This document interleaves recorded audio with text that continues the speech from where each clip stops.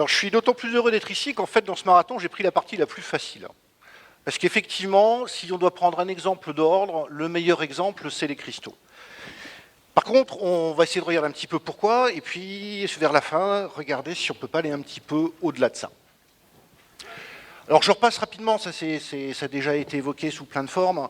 Je refais un petit peu de la physique de base qu'on trouve dans les bouquins. La matière, je vais parler de l'état de la matière, des atomes dans la matière, c'est sous forme soit de gaz, soit de liquide, soit de solide. Alors, c'est pas tout à fait aussi simple que ça, mais je vais pas prendre de précieuses minutes pour essayer de voir un petit peu les limites et les problèmes avec ça. Mais bon, les gaz ou les plasmas, qui sont un petit peu la même chose, sont des gaz ionisés. C'est un état désordonné, comme on l'a déjà vu, où les atomes sont dans le désordre, où les molécules sont dans le désordre le plus large possible. Les liquides, c'est un petit peu la même chose, mais on a un état qui est beaucoup plus condensé, avec des distances entre les atomes voisins qui vont être beaucoup moins aléatoires que dans un gaz. Mais c'est toujours un état désordonné. À l'état solide, il y a deux possibilités. Soit on a un liquide figé, donc toujours dans un état désordonné. On n'a pas d'ordre à longue distance entre les atomes, c'est ce que je vais appeler un vert ou un amorphe. Soit on a effectivement un cristal où là, on a un ordre qui apparaît ici parfait, où tous les atomes sont rangés les uns à côté des autres dans les 2 et même les 3 dimensions de l'espace. Bon, ça laisse beaucoup à désirer.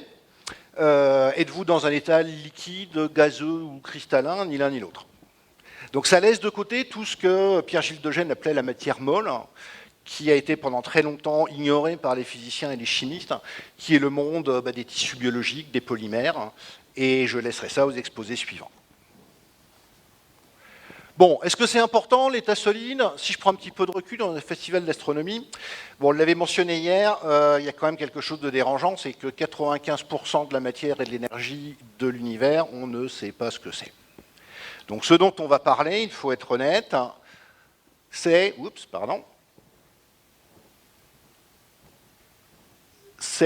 de cette petite partie-là, de matière ordinaire, celle qu'on connaît, celle que les physiciens et les chimistes peuvent décrire. Et dans cette partie-là, la majeure partie, si je prends le milieu interstellaire, c'est 99% de gaz, ou plutôt de plasma, et 1% de solide. Si je regarde dans notre système solaire, c'est encore pire, 99,9% de la masse est dans le Soleil lui-même, qui est un plasma, et il y a donc 0,1% de solide, dont les planètes telluriques. Donc à l'échelle de l'univers, les solides, c'est pas grand-chose, mais si on regarde à l'échelle de la Terre, ça change, parce que la Terre, elle est à 70% en masse, sous forme solide. Depuis les roches de surface, sur lesquelles nous marchons, tout le manteau, le noyau interne, ce qu'on appelle la graine, qui est du fer-nickel solide. Et il y a une seule exception, c'est toute la partie de noyau externe, qui représente à peu près 30% du poids, où on a un alliage métallique de fer-nickel sous forme liquide. Bon, nous, l'eau, l'atmosphère, ça représente moins de 1% en masse. On a un petit peu moins de 1% d'atmosphère, et la partie hydrosphère et biosphère est en masse à l'échelle de la planète complètement négligeable. Donc moi, je vais effectivement me concentrer sur ces solides. Et sur Terre, disons-le tout de suite, quasiment 100% des solides sont sous forme de cristaux. Donc on a déjà entendu parler, mais on va regarder effectivement l'ordre et les symétries dans ces cristaux. Alors vous avez sans doute, mais c'est normal, une assez mauvaise image de cristaux. Vous imaginez vraisemblablement à gauche de beaux cristaux comme ces cubes de pyrite qui font 1 ou 2 cm, qui sont très géométriques avec des faces très brillantes. Ça, c'est l'image qu'on se donne généralement d'un cristal. C'est vrai, c'est joli. Je vais montrer très peu d'images de ce genre de choses. C'est-à-dire que je ne vais pas m'intéresser à la forme macroscopique à l'extérieur des cristaux, mais je vais m'intéresser à ce qu'il y a dedans et la façon dont les atomes sont rangés dedans. Donc c'est une confusion habituelle qui fait qu'on ne se rend pas très bien compte, mais si je prends ce magnifique cristal de pyrite et que sacrilège je le casse à coups de marteau, j'aurai plus de belles faces, j'aurai plus quelque chose de symétrique, mais par contre j'aurai toujours dans les petits morceaux strictement le même ordre des atomes les uns avec les autres. Donc si vous regardez autour de vous, là, alors on est un petit peu biaisé parce qu'on a beaucoup de matière organique. On a les plantes, on a du bois, on a des textiles synthétiques. Par contre, la base des chaises, la charpente métallique de cette halle, c'est du métal et on ne se rend pas compte, mais le métal, c'est un état cristallin. Si je vais regarder l'arrangement des atomes dans une fourchette, dans un couteau, eh bien, je vais trouver un ordre très strict qui ressemble un petit peu à ça. Alors, tout le monde vous a parlé de ces idoles. Je vais continuer une formule qui gagne. L'histoire de la structure de la matière et de la cristallographie, je ne vais pas vous parler de tout le monde, je vais vous parler d'une demi-douzaine de personnes qui ont posé des idées clés à travers 2500 ans d'histoire. Et bien entendu, comme depuis 3 heures maintenant, on va commencer par les philosophes grecs. Alors, un des premiers à s'être posé la question, c'est Anaxagore, au 5e siècle, qui dit des choses qui paraissent très modernes quand on les voit comme ça. Rien ne naît, rien ne périt, mais des choses déjà existantes se combinent puis se séparent à nouveau. Il parle spécifiquement des cristaux, il dit que les cristaux sont constitués de petits éléments semblables à l'ensemble qui vont se répéter pour former un cristal plus important. Bon, il faut compléter ça par la théorie atomie, dont on a déjà parlé, dont on va reparler, avec par exemple Démocrite, qui affirme que la matière est constituée d'atomes, c'est-à-dire de petites particules individuelles qu'on ne peut plus couper, indivisibles, éternelles, de différentes sortes et tailles. Ça, c'est assez original. Donc cette notion d'atome, elle a 2500 ans. Hein. L'idée est simple, si on prend un cristal, si on prend un solide, et qu'on le coupe en morceaux, qu'on le casse en morceaux de plus en plus petits, est-ce qu'on va arriver à quelque chose, on ne sait vraiment pas quoi, mais quelque chose qui ne peut plus être coupé, atomos en grec, qui ne peut pas être coupé, qui est insécable. Et c'est ça, cette notion qui est très vieille, qui va être acceptée, refusée pendant 2500 ans. Et cette notion est due aux philosophes grecs. Alors je saute 2000 ans avec quelqu'un dont on a déjà parlé, Johannes Kepler, qui est très très connu, surtout par les astronomes, par ses lois de Kepler, les lois de la gravité, les lois des mouvements des planètes autour du Soleil, donc il est resté célèbre pour ça, mais il a fait plein d'autres choses, et en particulier, il écrit un petit texte en 1611, où il se demande pourquoi les flocons de neige, on a déjà vu ce flocon de neige, ou un très semblable, pourquoi les flocons de neige, qu'il pouvait observer en hiver chez lui, ont toujours 6 coins, c'est-à-dire qu'ils n'ont pas tous la même forme, mais en gros ils ont 6 coins, 6 pointes, et donc une symétrie qu'on appelle d'ordre 6, c'est-à-dire que si on fait tourner le cristal 6 fois, un 6e de tour sur lui-même, on retrouve la même image. Alors là où ça devient génial, c'est qu'il propose plusieurs hypothèses, il n'en valide aucune. Il dit qu'à la fin, il ne peut pas décider, qu'il y aura encore beaucoup de travail à faire là-dessus. Mais une de ces hypothèses est qu'il se demande si ça ne pourrait pas être le fruit d'empilement de gouttes d'eau gelées microscopiques, de petites gouttes qui, en s'agglomérant les unes aux autres, fassent cette forme, cette symétrie de flocons de neige.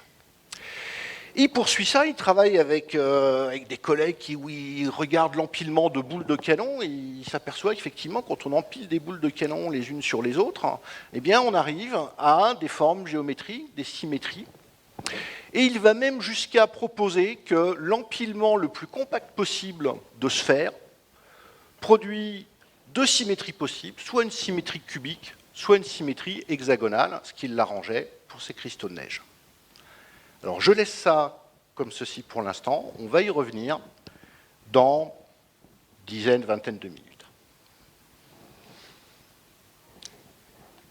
Ensuite, il faut attendre la fin du XVIIIe siècle, le début du XIXe siècle, c'est l'explosion de toutes les sciences naturelles, expérimentales, descriptives, avec un de nos héros pour les cristallographes, le français René Justahuy, qui va tenter d'expliquer le fait que certains cristaux, par exemple ici des cristaux de calcite, peuvent avoir des formes extérieures, des géométries très différentes, alors que c'est toujours le même cristal, c'est toujours de la calcite, mais il peut apparaître avec des formes qui vont sembler très différentes. En fait, il fait une expérience fondamentale que Anaxagore avait sans doute déjà faite, mais qu'il ne décrit pas. Il prend des cristaux de calcite et quand on casse un cristal de calcite, qu'est-ce que soit sa forme d'origine, la calcite a une propriété, on dit qu'elle va cliver, c'est-à-dire qu'elle va se séparer en petits fragments qui ont tous exactement la même géométrie, on appelle ça des rhomboèdres, avec des angles absolument constants.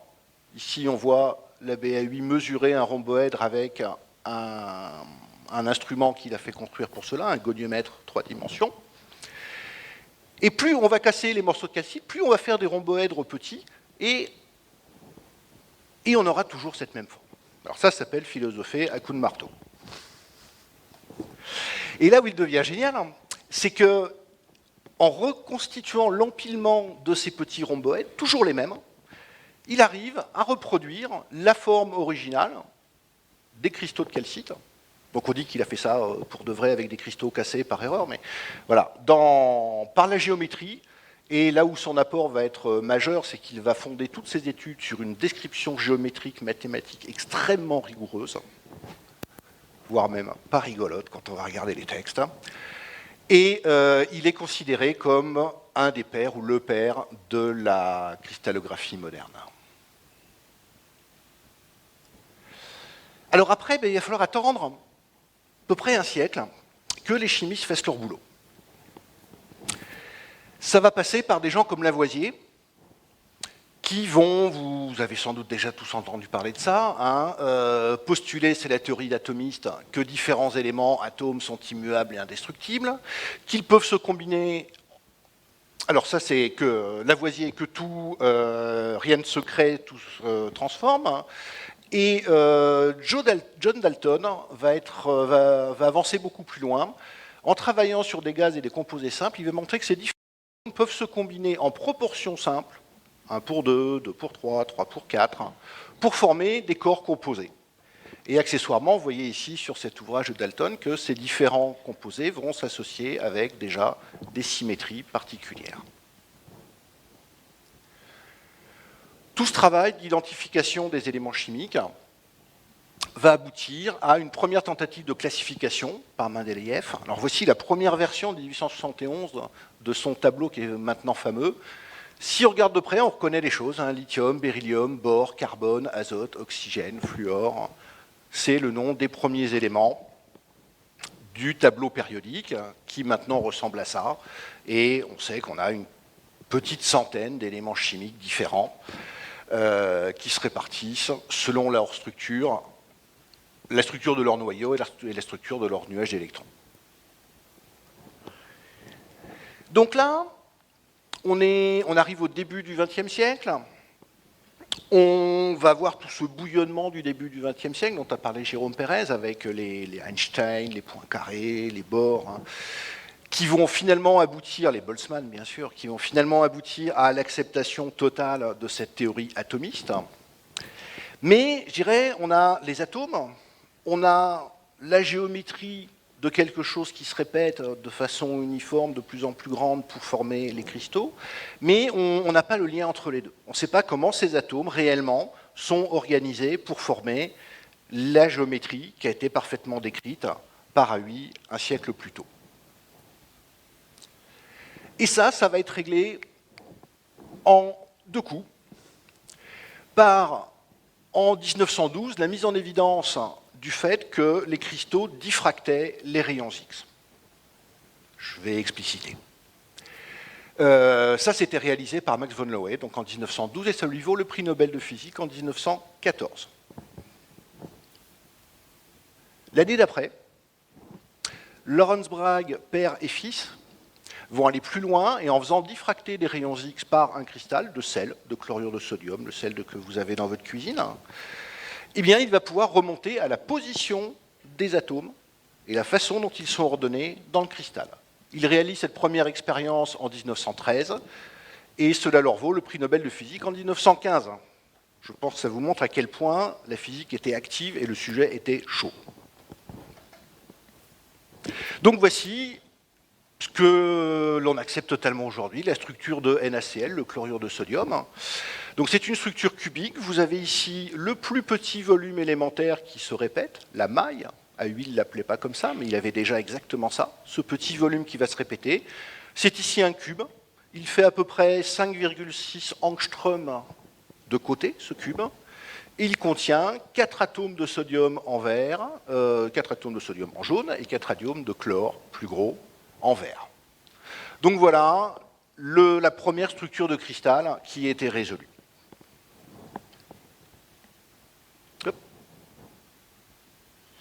Donc maintenant, les cristaux, c'est accepté, c'est un arrangement périodique à l'infini, totalement ordonné, d'atomes ou de molécules, dans les 3 dimensions de l'espace. C'est la définition moderne.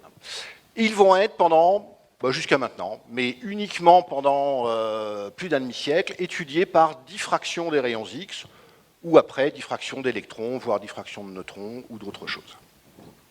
Alors je m'arrête 2 minutes sur cette notion de diffraction. Vous notez ici dans cette structure les plans qui sont ici formés par les atomes, qui sont des plans parallèles, qui vont se répéter à l'infini. Et ce qui est important, ce qui va compter pour la diffraction des rayons X, c'est la périodicité de ces plans semblables.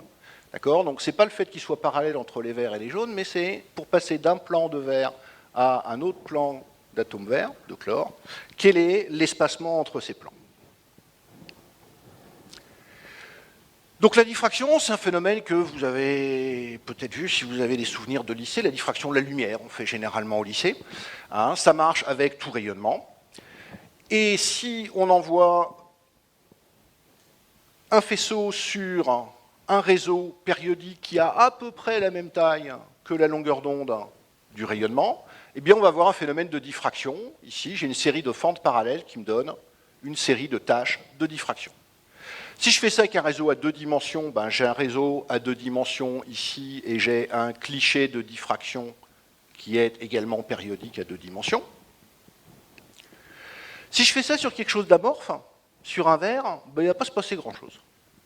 Ça, vous pouvez le voir pour les astronomes, quand on n'a pas de chance et qu'il y a une grosse nébulosité et que vous avez la Lune, vous voyez que vous avez des anneaux concentriques, plus ou moins colorés, plus ou moins espacés, qui font un halo autour de la Lune. Ça, c'est de la diffraction. Plutôt, c'est de la diffusion non cohérente, c'est pas vraiment de la diffusion, par quelque chose qui est amorphe, qui sont les petites gouttelettes d'eau dans le nuage. Mais si vous faites la même chose, ici, c'est de la diffraction d'électrons sur un matériau amorphe, un verre, vous avez des anneaux mal définis qui nous indiquent ici qu'on a non pas affaire à un cristal, mais affaire à un amorphe. Alors, vous noterez quand même, puisqu'on est ordre et désordre, que vous avez quand même 2 anneaux, ici, qui sont relativement bien marqués, et dont je peux aller mesurer les distances correspondantes dans le verre. Et ça veut dire que ce verre, il n'est pas réellement amorphe, au sens... Enfin, si, il est réellement amorphe, mais la distribution des atomes n'est pas quelconque, elle n'est pas totalement aléatoire. On a des distances qui sont plus probables que d'autres, avec une certaine distribution assez resserrée. Donc cet amorphe désordonné, c'est une forme de désordre qui n'est pas beaucoup moins désordonnée qu'un gaz, par exemple. Bon, si je fais ça sur un cristal, toujours moins assez à la gauche, j'ai un cliché de diffraction, et on peut passer de l'un à l'autre par un phénomène physique de diffraction ou par un opérateur mathématique, purement une fonction mathématique qu'on appelle une transformée de Fourier. Je me suis retenu de vous mettre l'équation, elle n'est vraiment pas jolie. Mais on peut totalement décrire cette transformation et la simuler en numérique par un opérateur mathématique. Et vous voyez ici qu'on conserve de l'un à l'autre l'ordre et les symétries, d'une manière générale, de l'un à l'autre. Alors pourquoi est-ce que je passe un petit peu de temps là-dessus, qui est très technique? Parce que là, on est exactement dans la caverne de Platon. On a parlé de Platon tout à l'heure. Platon et les platoniciens considéraient que le monde nous était extérieur et qu'on ne pouvait pas le connaître parce qu'on ne pouvait pas y accéder, parce que ce que l'on voyait du monde extérieur, c'était uniquement l'ombre des choses qui pénétrait jusqu'au fond de la caverne, dans laquelle était le philosophe, l'être humain, et qui n'avait pas accès à la réalité de l'extérieur. Là, c'est exactement ça. On a accès à, pas une ombre, mais un cliché de diffraction. Et on va remonter à la réalité, la structure de la matière, que l'on appelle la réalité, par, en l'occurrence, une expérience ou un opérateur mathématique. Platon aurait beaucoup aimé ça. Ici, une transformée de Fourier. Alors, maintenant, c'est un tout petit peu moins vrai. On est sorti de la caverne, on a des microscopes électroniques ou d'autres sortes suffisamment puissants pour voir réellement les atomes individuels. Alors, voir entre guillemets, mais de la même façon qu'on voit des étoiles dans un télescope. Aujourd'hui, ça, on sait faire. Mais ça reste toujours extrêmement compliqué, et la technique usuelle reste la diffraction. Et sur cet exemple, je veux vraiment vous montrer que, bah oui, voilà, la caverne de Platon, finalement, c'était pas si idiot que ça. En l'occurrence, on connaît la structure de la matière par une espèce d'ombre, une opération mathématique, hein, qui n'est pas si simple que ça. Alors à partir de là, pendant près d'un siècle, les cristallographes, mais également les mathématiciens et les artistes vont explorer de manière systématique toutes les symétries à deux dimensions, à 3 dimensions, et toutes les façons de faire. Par exemple ici, un des dessins de M. Escher, qui reproduit des motifs de façon périodique à l'infini en jouant avec les symétries. Bon, à l'arrivée, c'est pas très rigolo, mais je dirais le boulot est fini quasiment. On découvre toujours des nouvelles structures, mais on connaît aujourd'hui les 230 possibilités de symétrie à 3 dimensions qui sont regroupées en 7 systèmes cristallins en fonction des symétries. On connaît plus de 4500, la structure de 4500 cristaux naturels, qu'on appelle des minéraux, et on en découvre encore, allez, un petit pourcent de ce nombre-là, 30-40 tous les ans. Donc ça continue à progresser, mais les techniques sont éprouvées. On a plusieurs centaines de milliers de cristaux inorganiques, synthétiques ou de cristaux organiques, voire des cristaux de protéines. Et donc ça, c'est pas la seule méthode, mais c'est la méthode historique et ça reste la méthode de base pour la structure de la matière. Alors, j'ai le temps? Ouais. Là, je fais une petite pause. Normalement, je fais jamais ça. Les gens commencent à s'agiter généralement et il y en a un qui finit par dire oh, « Ok, mais à quoi ça sert ?» Alors, normalement, je ne discute pas. Je réponds invariablement, ça ne sert strictement à rien. Soyons d'accord, on ne va pas discuter, ça ne sert à rien. C'est comme un tableau de Picasso, c'est comme une symphonie de Beethoven, ça ne sert à rien. Bon, comme on est à Florence, je ne vais pas avoir le temps de le développer, parce que ça prendrait 45 minutes à soi tout seul, mais comme l'a déjà un petit peu évoqué Jérôme Pérez, croyez-moi, sans cette connaissance et ce contrôle de la structure de la matière, et des cristaux en particulier, vous n'auriez pas d'électronique, vous n'auriez pas de télécommunication. Les moyens de transport, votre voiture, les avions dans lesquels vous montez, seraient un siècle en arrière. Et au-delà de ça, puisqu'on a vu qu'on avait des cristaux organiques, voire des cristaux de protéines, vous n'auriez pas du tout les mêmes médicaments et la même connaissance des procédures de santé.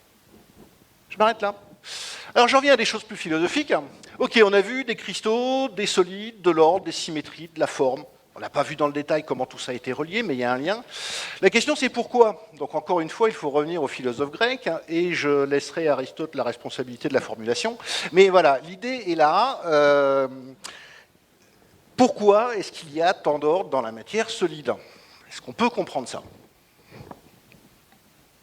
Pourquoi tant d'ordre? Alors là, je vais aller un petit peu vite. Je vais prendre un modèle très très simple. Je vais juste regarder 2 atomes d'abord qui vont vouloir s'assembler. Je vais considérer que c'est des ions qui sont sphériques, donc je reprends mon Na et mon Cl. Les plus attirent les moins, donc ils ont envie de se rapprocher. Les atomes ont envie de se lier, ça plairait à Aristote. Et on va faire des liaisons chimiques. Donc ces atomes vont se retrouver à une certaine distance. On peut faire un modèle avec un petit ressort pour dire voilà la distance entre les atomes de sodium et de chlore. Et je vais regarder l'énergie qu'il y a entre ces 2 atomes en fonction de la distance. Ces 2 atomes s'attirent. On a donc de l'énergie qui diminue, et plus ça diminue, plus c'est stable. C'est pas logique, mais plus l'énergie est basse, plus c'est stable. Donc les atomes s'attirent, ils ont envie de s'attirer, ils ont envie de s'attirer, et à chaque fois l'énergie baisse. Bon, évidemment, quand ils vont commencer à se rencontrer, il va y avoir une deuxième force, qui est une force répulsive, qui est due à l'interaction des nuages électroniques. Et on a donc une force répulsive qui dit qu'au bout d'un moment, ils ne peuvent pas se rapprocher, et ça devient extrêmement coûteux, compliqué de les rapprocher encore plus. Si je fais la somme des deux, j'ai une fonction qui se retrouve comme ceci, donc ça c'est l'énergie des 2 atomes, et je me retrouve avec un minimum d'énergie, qui est l'état le plus stable, à une certaine distance. Et cette distance, c'est la distance entre les 2 atomes. Je suppose que j'ai un rayon, dit rayon ionique, pour un atome, un autre différent. La distance de liaison, c'est quand les 2 se touchent, sont le plus proches l'une de l'autre. Donc distance de liaison, ça va nous amener une énergie minimale. Alors le principe, il est que le cristal, le solide, va vouloir arriver à son énergie minimale, la plus petite. Ça veut dire que les atomes vont être le plus proches possible les uns des autres, de façon à minimiser l'énergie. Donc si je fais ça avec des atomes tous de la même taille, ben, c'est comme si je veux ranger des oranges de façon la plus compacte dans ma caisse d'orange. Vous prenez un cajot d'orange, vous secouez un petit peu pour minimiser l'énergie potentielle, hein, la pure énergie potentielle, et puis vous allez arriver à un assemblage d'oranges qui est comme ceci, avec une orange entourée de 6 oranges, et ça peut se reproduire à l'infini. Vous avez une première couche d'orange qui est l'état le plus stable, la manière de les mettre le plus proches les unes des autres. Et là, on retombe sur la conjecture de Kepler. C'est exactement le problème posé par Kepler. Donc là, on est à la première couche. Deuxième couche, donc j'ai fait ma première couche. Deuxième couche, je monte mon tas d'oranges. Ben, je vais mettre une première orange dans un trou, et ma deuxième couche sera semblable. Et on va comme ça monter l'étal d'orange, et que ça marche aussi avec des pommes, en faisant ce que l'on appelle des empilements compacts, ou les plus compacts possibles. Bon, le problème, c'est quand on va mettre la troisième couche. Parce que là, vous avez le choix. Vous pouvez la mettre soit au-dessus d'un trou, donc on va noter cette position C, soit autour de la position de la première couche. On va noter cette position A. Vous avez les deux possibilités. Si vous faites des empilements A, B, C, vous avez une structure qui est cubique. Alors, c'est pas facile de voir pourquoi elle est cubique, parce qu'il faudrait la retourner sur l'angle. Mais croyez-moi, cette symétrie est cubique. Et si je regarde de côté, je vois l'empilement A, B, C, A, B, C, A, B, C qui arrive à une structure cubique. Il y a une deuxième possibilité, c'est de faire une structure hexagonale en faisant des empilements réguliers de couches A, B, A, B, A, B, comme ça jusqu'à l'infini. Et bien ça, c'est ce qu'avait proposé Kepler.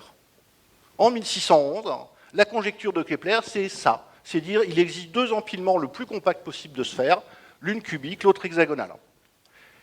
Et il a fallu plus de 400 ans pour arriver à démontrer ça de façon mathématiquement rigoureuse. Ça n'a été achevé au terme de très longs efforts qu'en 2014, il y a 2 ans, par un Américain et une équipe internationale.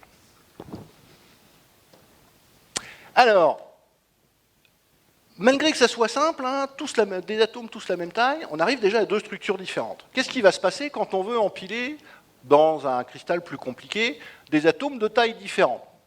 Voilà quelques atomes usuels. Bah, là, en fait, le truc, pour la plupart des structures, vous gardez votre empilement compact d'orange, et dans les trous entre les oranges, vous allez mettre des petites billes, plus petites. Ça serait des noyaux de cerise à peu près, pas beaucoup plus gros. Et ça correspond effectivement aux tailles des différents atomes. Par exemple, dans les roches, le silicium va se mettre entre 4 oxygènes dans un trou, là, dans une cavité qu'on appelle tétraédrique. Les éléments plus gros, comme le fer, vont aller se mettre dans un trou entre 6 billes qui forment une cavité octaédrique. Et ainsi de suite, en fonction des tailles des atomes, on a des cavités de formes différentes. Donc les structures compliquées, on ne les représente plus avec les atomes, on les représente avec les polyèdres. Vous avez ici par exemple une structure qui est faite de tétraèdres SiO4 et d'octaèdres avec du magnésium ou du fer. Bon, sur les centaines de milliers de structures qu'on connaît, certaines sont excessivement complexes. Vous voyez, le principe de base est simple, hein, mais quand on commence à jouer avec la variabilité des structures des éléments chimiques, on a des choses qui sont extrêmement compliquées. Les structures les plus complexes contiennent plus de 3000 atomes dans chacune de ces petites mailles microscopiques qui va se répéter presque une infinité de fois dans un cristal. Voici le minéral le plus compliqué, le plus complexe, qui a été décrit. Vous voyez, vous avez une formule avec 16 atomes de calcium, 130 de silicium, 336 d'oxygène. C'est un minéral de la famille des zéolites. Ça sert pour faire des catalyseurs pour l'industrie chimique, donc ça a été beaucoup étudié. Et aujourd'hui, pour ça, on ne parle même plus d'ordre, on parle de complexité. Et les théories les plus avancées vont chercher la théorie de l'information pour arriver à cataloguer la complexité. Mais c'est plus que de l'ordre, c'est quelque chose de même plus d'ordonné, de complexe. Est-ce qu'on peut aller plus loin? Est-ce qu'on peut quantifier l'énergie qu'il y a dans les cristaux? Alors, ce qui est intéressant, c'est qu'en calculant l'énergie, on peut prévoir la stabilité de ces structures, même si elles sont un petit peu complexes. Pourquoi l'une plutôt que l'autre? Est-ce qu'on peut quantifier la quantité d'ordre? Juste de notion, l'énergie dans un cristal, c'est d'abord de l'énergie interne qui est de l'énergie de liaison. Je reprends mon petit atome, vous imaginez deux petits aimants qui collent, Hein, je les sépare ou je les remets ensemble, j'ai de l'énergie. Là, il me faut de l'énergie pour les séparer, là, je gagne de l'énergie en les remettant ensemble. Donc ça, c'est très simple. C'est vrai à la température du zéro absolu. Si on a de l'agitation thermique, il faut rajouter les mouvements d'agitation. Bon, pour des raisons que j'essayerai pas d'expliquer, il faut tripoter un petit peu cette énergie interne pour faire quelque chose qu'on appelle l'enthalpie. Et il faut rajouter un terme, et on y revient, qui est l'entropie. Donc on vient de le voir, l'entropie, ça mesure, façon de le dire, Jérôme, excuse-moi, ça mesure le degré de désordre dans le cristal. D'accord ? Plus il y a de désordre, plus il y a d'entropie. Pourquoi est-ce que c'est de l'énergie ? Vous avez vu les cartes rangées, là ? Prenez un jeu de cartes complètement rangé, totalement dans l'ordre, trèfle, carreau, cœur, pique. Je le jette dans la salle, et maintenant on va essayer de le remettre dans le même ordre. Ouais, c'est du travail, c'est de l'énergie. Hein, le désordre, ou l'ordre, c'est une forme d'énergie. Et pour les cristaux, l'énergie qu'on va utiliser, c'est une combinaison de ça, c'est une combinaison d'énergie interne, un petit peu modifiée, là, donc d'énergie de liaison, plus de l'entropie, avec ici la température qui intervient en facteur. Pourquoi est-ce que je fais ça ? Parce que ça va nous permettre de tester, de prédire la stabilité des cristaux. Si je mets ça dans un graphe, l'énergie en fonction de la température, j'ai une phase, alpha, je prendrai aussi alpha, G égale H moins TS, si H est constant, S aussi, c'est pas tout à fait vrai, on aurait une droite décroissante. Bon, c'est légèrement courbé parce que H et S dépendent un petit peu de la température aussi. Si maintenant je considère une transformation de cette phase alpha en une autre phase de même constitution chimique mais de structure différente, qui s'appellerait bêta. Vous avez une autre courbe pour bêta. Laquelle est la plus stable ? Celle qui a l'énergie la plus basse. Donc jusqu'à cette température-là, c'est alpha, et ensuite, c'est bêta. C'est facile, ça me permet de savoir qu'est-ce qui va être stable entre deux états possibles différents. Et celui qui fait le boulot, c'est l'entropie. Parce que si l'entropie est plus forte, la pente est plus forte, donc à haute température, c'est la phase qui aura le plus de désordre qui va être stable. Et bien voilà, on y est. Pourquoi y a-t-il autant d'ordre ? À basse température, prenez de la glace, les molécules d'eau vont s'assembler pour former un cristal. À haute température, les mêmes molécules d'eau sont désordonnées. L'état d'entropie est plus grand, et donc l'état désordonné, l'état liquide ou l'état gazeux par rapport à l'état cristallin, va se trouver à haute température. Donc c'est une histoire d'entropie, de température et d'énergie de liaison. Bon, rapidement, la thermodynamique nous dit que pour être le plus stable possible, un cristal doit être parfaitement ordonné. La thermodynamique, c'est la loi. Ça doit être comme ça, parce que la physique dit que ça doit être comme ça. Maintenant, personne ne respecte jamais strictement la loi. Vous ni moi n'avez jamais lu les codes juridiques jusqu'au bout pour savoir si vous respectiez absolument toutes les petites règles de la loi. Et bien, dans la nature, c'est pareil. Ici, c'est un petit jeu que j'aime beaucoup. C'est une photographie de quelques milliers de billes calibrées qui ont été mises entre deux plaques de plexiglas. Vous coulez, vous faites glisser vos billes entre les plaques de plexiglas et naturellement, c'est plus d'énergie de liaison, c'est de l'énergie potentielle, ça va s'assembler selon un ordre cristallin. Je pourrais trouver la maille, la répétition, la symétrie, etc. Mais vous allez avoir un nombre important de défauts. Des endroits où on n'a pas continuité, on passe à un autre cristal, ici il manque un atome, là ils ne sont pas empilés de la même façon. Et plus vous allez vite, plus vous allez avoir de défauts. Si vous y allez vraiment doucement et que vous tapotez doucement votre petit jeu régulièrement, là vous allez arriver à avoir quelque chose comme ceci, avec toujours un certain nombre de défauts, mais moins de défauts. Si vous allez extrêmement lentement, je ne sais pas si ça serait possible en vrai, ça. Alors, il faudrait vraiment y aller extraordinairement lentement. Vous allez avoir un cristal quasiment parfait avec juste un petit nombre de défauts ponctuels qu'on appellerait ici des lacunes. Il manque une bille. Alors, de façon intéressante, on peut montrer, de manière un peu théorique, que même à l'équilibre, l'état le plus bas d'énergie, en réalité, ce n'est pas l'ordre absolu, c'est l'ordre plus quelques défauts, dans les cristaux, s'entend, pour des raisons que je ne détaillerai pas. Donc ça, c'est assez intéressant.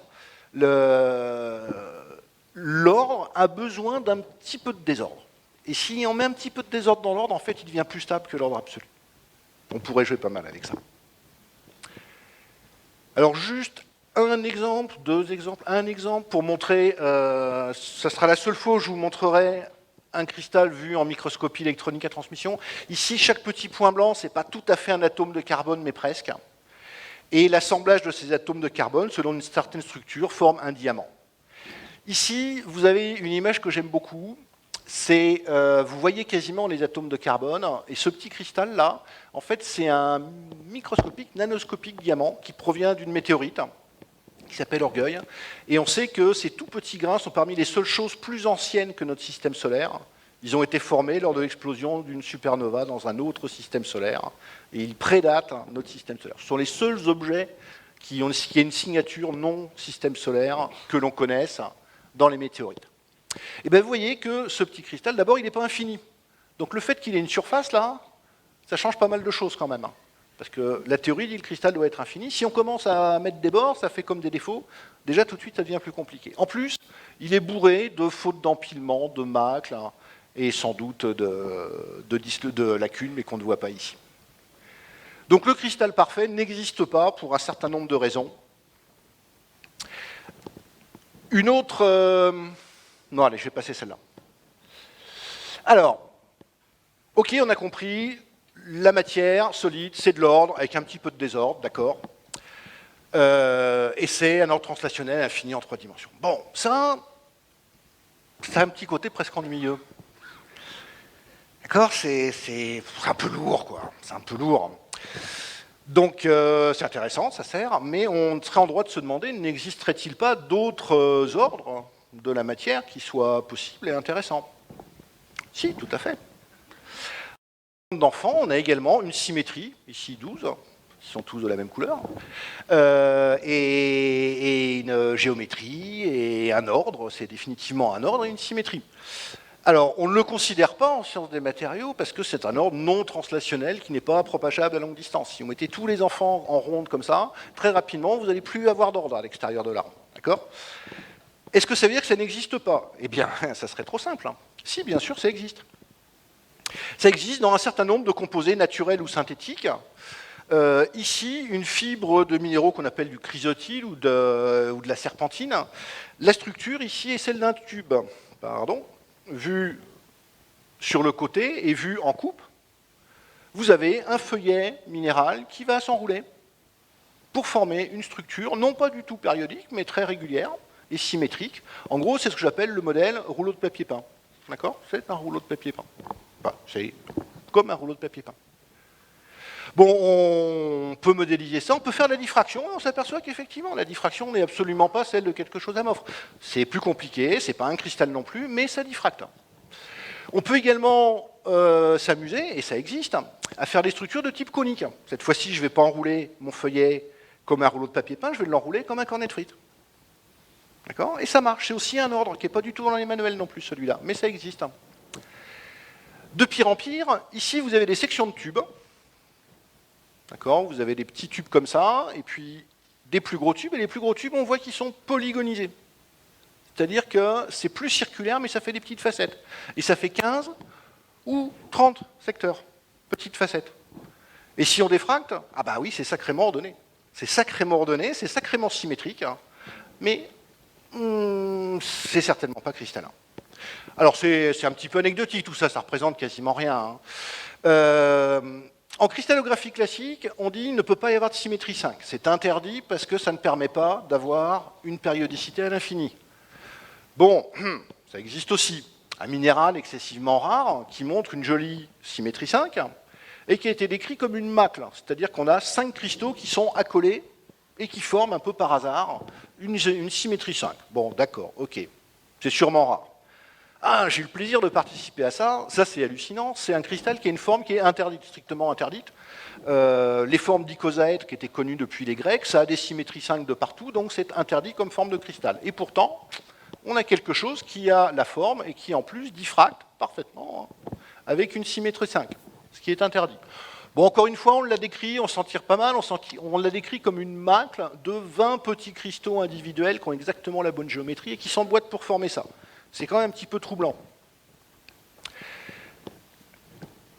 À 2 dimensions, on sait que le mathématicien Penrose, dans les années 60, a montré qu'on pouvait faire des dallages, des figures, qui soient symétriques, avec des axes de symétrie 5, mais ce n'était pas, encore une fois, quelque chose de cristallin, de propageable. Bon, ensuite, on s'est aperçu qu'accessoirement, de l'art islamique, depuis 5 siècles, avait déjà fait ce type de pavage, avec strictement les mêmes symétries et les mêmes assemblages. Mais bon, c'est un ordre non translationnel.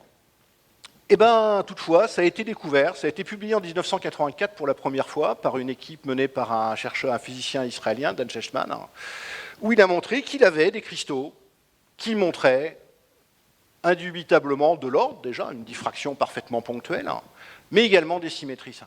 Il s'est battu pendant 10 ans, et il a fini par être récompensé très tardivement, ce n'était pas du tout les premières expériences, par un prix Nobel de chimie en 2011.